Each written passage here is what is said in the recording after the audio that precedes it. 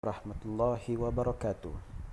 In this session, we are going to discuss about the Shariah contracts which has been applied in the Islamic financial instruments.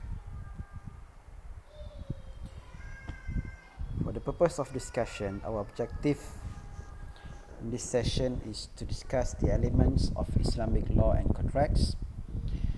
Secondly, we are going to also discuss the pillars of contract. This includes the offer and acceptance, subject matter of the contract, and also the legal capacity of the contracting parties. And last but not least, we are going to discuss the classification of contracts according to the Islamic principles. And we are also going to see an example of Islamic contracts which has been applied in the Islamic banking products and services. So first thing first, it is imperative for us to discuss the meaning of contract itself. So from Arabic perspective, the word contract is translated into Arabic with the term uqud. Uqud is a plural of aqdun, and the literal meanings of these words are to tie. So the words aqdun means to tie, or to join, or to lock, and the purpose is to hold and to make a contract. Among these meanings, the last one is closely related to its technical meaning. Means the technical meaning of contract itself. So the contract is conjunction of an offer or ijab and an acceptance of qabul, or conjunction of the elements of disposition, namely offer and acceptance, ijab and qabul. So it is a conjunction of the elements of ijab and qabul, and conjunctions mean here it is a connection between the offer and also acceptance. So both offer and acceptance must occur within the same time, within the, we call it as aqd, majlisul aqd. So mesti berlaku di dalam satu masa, satu tempat yang sama. So dengan cara itu kita boleh memastikan bahawa di sana adanya connection di antara offer and also acceptance between the contracting parties. So when we discuss about the contracts of Shariah, so it is important for us to understand what is the pillars of the contract itself. For example, when we perform prayer, so we have 13 pillars of prayers. So it is the most important things within a salat for us to perform all these 13 pillars. If we missed one of the pillars, so our salat will not be considered as valid. So the same thing goes here. When the pillars of contracts is missing, so the contract is considered as null and void.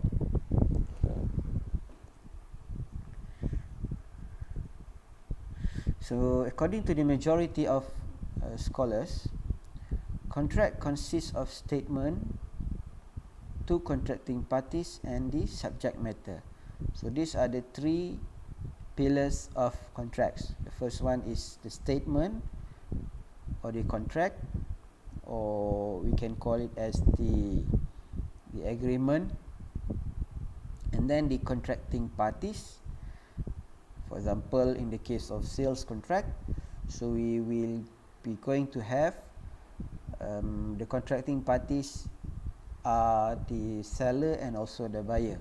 And last but not least, the pillars of contract is the subject matter itself. So we move on to the subject matter. subject matter ni ialah underlying item lah, barang yang diniagakan ataupun dijual beli. So in this case, so the item or the subject must be in existence. Second, subject matter must be known to both parties who will enter into the contract, the specification of the products and what so on, so that both parties understand what is actually being sold and what is the counter value of the products, the item that he received. The third conditions of a subject matter is the capability of a subject matter to be handed over or delivered.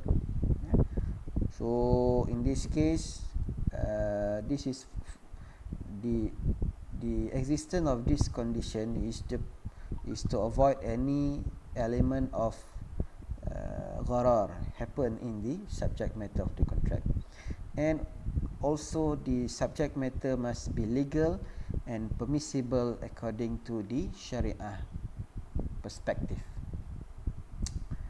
The second pillars of the contract is the contracting parties itself, which is in the case of sales contract, it is the seller and also the buyer. So the contracting parties, the condition of contracting parties, so both of them must have legal capacity or ahliyah, and then they must be sanity and maturity. So contohnya kalau orang yang gila, orang yang tidak waras, so tidak boleh berkontrak dengan mereka. And the third pillars of contract is the statement of contract, which is the sirah. And the sirah must be, the condition of sirah or the contract must be clear, especially the offer and the acceptance, because offer and acceptance is the gist of a contract. So the offer and acceptance must be clear. And the second condition is the correspondence of acceptance and acceptance to the offer. So dia mesti berlaku secara serta-merta lah, maksudnya bila ada offer, so another parties must accept the offer at the same time. And last but not least, the condition of contract is the continuity of offer and acceptance. So dia mesti bersambung. The correspondent is apa yang diterima mestilah merujuk kepada apa yang ditawarkan, ya. Maksudnya samalah, bukanlah dijual kereta tapi di accept basikal, so it's not corresponding to the offer of the seller. So in continuity ni mesti diterima dalam majlis yang sama. Normally we call it as majlisul akad, ya, majlis akad. So next we move on to the offer and acceptance. So what is actually offer and acceptance? So siapa sebenarnya yang kita sebut sebagai offerer and also the acceptor? So according to the Hanafi school of law, the offer or the ijab is actually for those who proposed first, indicating his intention to go into a contract. So it doesn't matter whether he is the seller or he is the buyer, yeah. So for example, one person, Ahmad, for example, Ahmad come to a shop and he offer to buy a car, for example. So Ahmad in this case, although he is a buyer, he is actually offering to buy. So which means that he is the offerer, and we call that he is offering or giving the ijab to the contracts. And in the case of for those who, the second party who accept the offer, so that we call it as the acceptor, ataupun orang yang kedua lah yang menerima offer yang diberikan oleh sama ada penjual ataupun pembeli. In contrast to the Hanafi school of law, so the majority scholars considered the seller is actually the one who offer to sell the products. Jadi dalam kes ni berbezalah dengan Hanafi school of law tadi, ya. And for those who the buyer will perform the acceptance of the contracts. So sebab itu dalam kontrak jual beli, kalau mengikut majority scholars, so walaupun ditawarkan oleh pembeli, tapi apa yang berlaku sewaktu kontrak itu dimeterai ialah penjual perlu sebut, saya jual barang ini kepada kamu dengan harga sekian-sekian, barulah pembeli akan menerima, ya.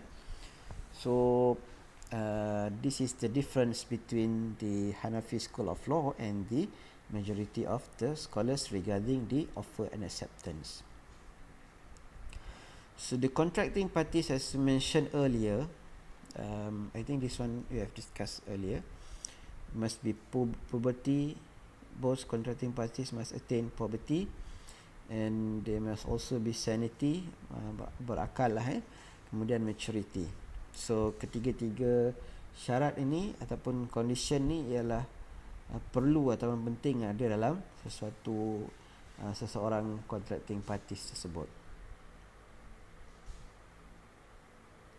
This one also we already have discussed. Okay, I just want to stress it here that some scholars decided to so that the offer and acceptance is using the past tense, fi'al madhi, menggunakan fi'al madhi, fi'al yang sudah maksudnya perbuatan yang telah lepas lah, so menunjukkan bahawa kontrak tu telah berlaku lah.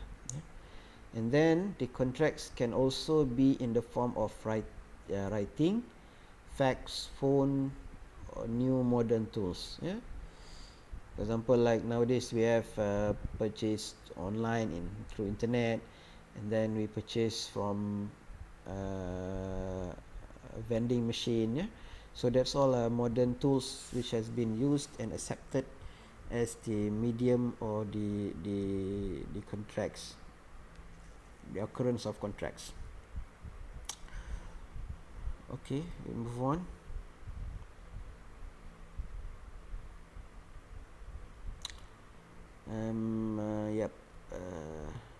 Okay.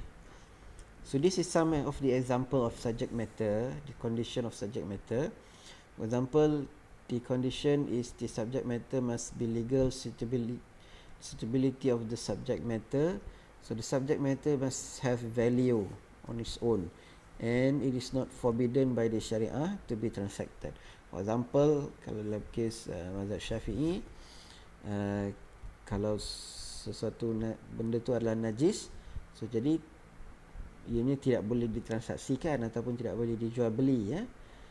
Jadi perkara tersebut tidak sah lah kalau dikira daripada perspektif mazhab Syafi'i. Tetapi mazhab lain ada yang membenarkan transaksi jualan barang-barang najis ni lah, kerana atas sebab faktor adanya memberi kebaikan, ada manfaatnya dan sebagainya lah, kepada orang-orang tertentu.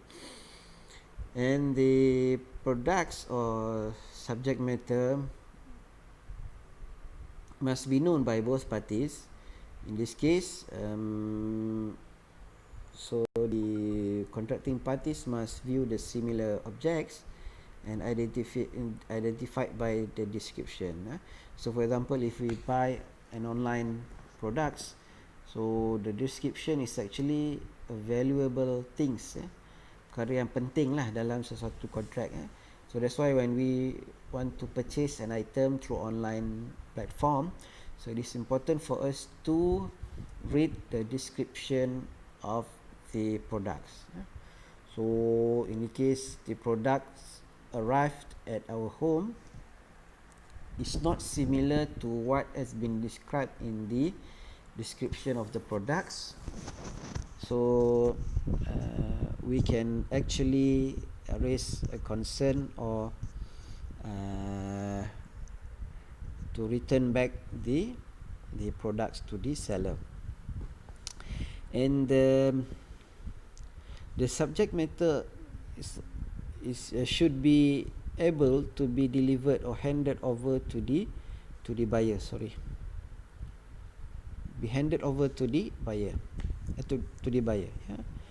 So in the case of stray animals,